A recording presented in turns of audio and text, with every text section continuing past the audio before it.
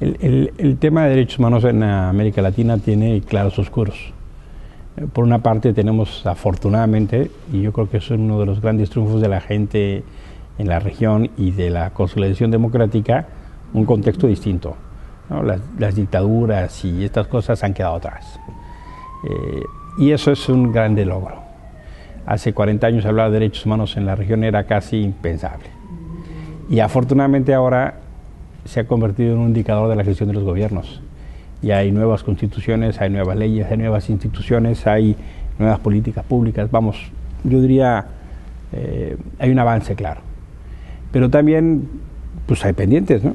No porque haya gobiernos democráticamente electos, las cosas se han resuelto. Hay un tema que tiene que ver con los pendientes del pasado, precisamente.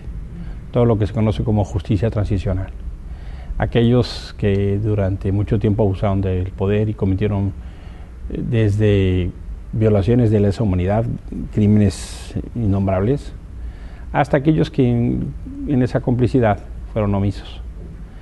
De manera que hay un tema importante en lo que se refiere a la justicia del pasado.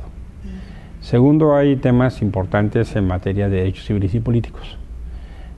Hay una preocupación sobre el tema de impunidad, hay una preocupación sobre los temas de seguridad. El tema de seguridad cada vez se convierte más en una agenda de derechos humanos. Ha habido casos muy lamentables donde los factores de la delincuencia afectan a ciudadanos latinoamericanos o españoles, o algunos, ha habido casos de escándalo, ¿verdad? Entonces el dilema que tienen los gobiernos es cómo generar más seguridad sin disminuir derechos, porque no es uno u otro, la seguridad es un derecho. Entonces se necesita seguridad y se necesitan derechos. Y me parece que ese es el grave dilema. Yo diría no solo de la región, sino también en Europa hay problemas así. Estados Unidos ni mencionar, ¿verdad? Hay otra serie de aspectos que tienen que ver más con otro tipo de derechos. Por ejemplo, la tensión entre megaproyectos y comunidades indígenas. Se están haciendo, producto del crecimiento económico en la región, grandes obras. Presas, carreteras, campos petroleros, minas, y eso está generando mucho conflicto con las comunidades indígenas. No hay consulta previa en ocasiones, no hay el debido proceso en ocasiones, y eso genera una condición de desarrollo para unos y negación para otros. Entonces es una agenda de tensión. Hay temas importantes en materia de avance institucional, por ejemplo, los derechos de las mujeres. Ahora muchos países tienen condición institucional para atender los derechos de las mujeres, pero seguimos teniendo problemas severos de violencia y es un factor cultural. Eso es relativamente, es una realidad dialogable, por ejemplo, con España. España tiene muchas instituciones, pero sigue habiendo problemas severos de violencia contra las mujeres. Algo así pasa en el continente americano. Hay leyes, pero sigue habiendo un machismo atroz.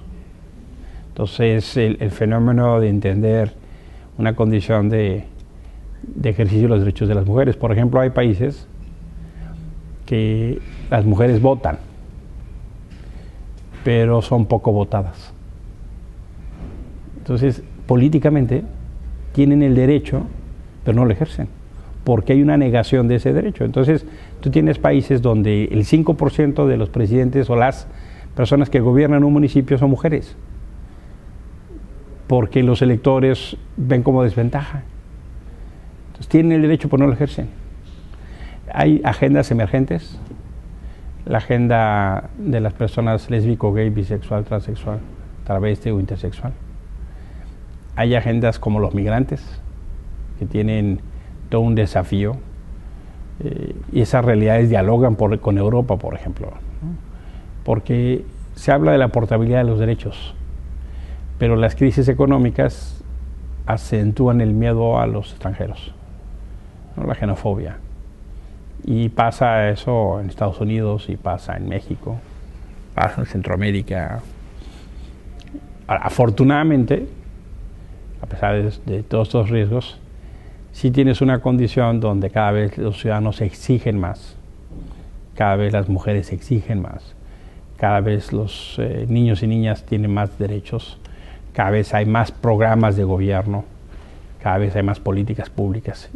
Y eso va entonces en este claroscuro, va permitiendo sus avances. Sin duda, yo creo que hay ese y otros casos que son muy importantes, donde son casos emblemáticos, y que se mande ese mensaje de igualdad ante la ley, de que no hay excepciones, da un horizonte de justicia. La Comisión Interamericana de Derechos Humanos ha intervenido en ese y en otros casos, y justamente se convierten en casos paradigmáticos, porque se abre la puerta, por lo menos, de poder enjuiciar a quien tuvo responsabilidad de Estado en esos hechos. Hay otros casos muy importantes que han significado reformas constitucionales, por ejemplo en México, o algunas modificaciones constitucionales en Argentina, en Colombia, en Costa Rica, en Chile, en Perú. Y esos logros son parte de los procesos políticos de la región, que uno hubiera dicho, hombre, hace años era impensable. Entonces tienes esta lógica de gobiernos, inclusive presidentes que en su momento, por ejemplo en Uruguay, pues fueron presos políticos, o la presidenta de Brasil, o esta lógica de movimientos de gobiernos que ahora tienen un umbral de política pública en derechos humanos. Entonces tienes lo que ha pasado en Guatemala, lo que ha pasado en El Salvador, mismo Brasil, ¿no? En fin, tienes un contexto muy distinto de horizonte de gobierno con derechos humanos. La verdad de las cosas es que si eso se logra consolidar, lo que va a pasar es que entonces vas a tener un proceso donde se acelera la transición democrática, la consolidación democrática. Para eso sirve el cumplimiento de los derechos humanos. No solo es un tema de policías o de tortura o casos graves, sí lo es, pero no solo eso. Tiene que ver en que si tú resuelves un caso y buscas la no repetición de ese caso, entonces ayudas a toda la estructura de un país. En Uruguay, inclusive recientemente, ha habido una resolución de la Suprema Corte muy preocupante. En los estándares del Sistema Interamericano de Derechos Humanos ya hay claros pronunciamientos en contra de esas leyes de amnistía o que generan este concepto de punto final o de olvido. Ya ha habido casos donde claramente se ha pronunciado en contra, casos en Argentina, casos en Perú, casos en Guatemala, de manera que los estándares del Sistema Interamericano de Derechos Humanos tienen que ver justamente en una lógica de poner un espejo, los instrumentos interamericanos, la Convención Interamericana o algunos otros, versus lo que está pasando. Entonces no escapa al sistema estas contradicciones locales que afortunadamente con el tiempo se han ido resolviendo y se han ido resolviendo bajo esta revisión de no generar condiciones de impunidad estructuralizada. ¿Qué pasa? Pues que en cada país hay contextos políticos que permiten que esto sea más o menos fácil. El caso de Uruguay es un caso delicado, el caso de Colombia, ahora con la revisión del fuero militar, es un asunto que la Comisión ha mandado con clara preocupación. Guatemala ha dado algunas señales que nos empezaban a preocupar. Entonces, ¿qué menciono con esto? Que el proceso de los derechos humanos no es un proceso lineal. O sea, lo que hay que estar muy claros es que hay momentos de avance y hay momentos de riesgo, hay momentos de retroceso, lamentablemente, como sucede en todas las regiones.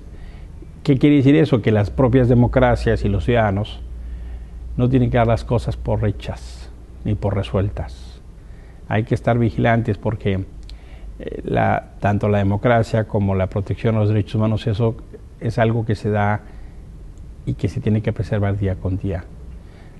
Cuando se dan por hechos es cuando se corren riesgos.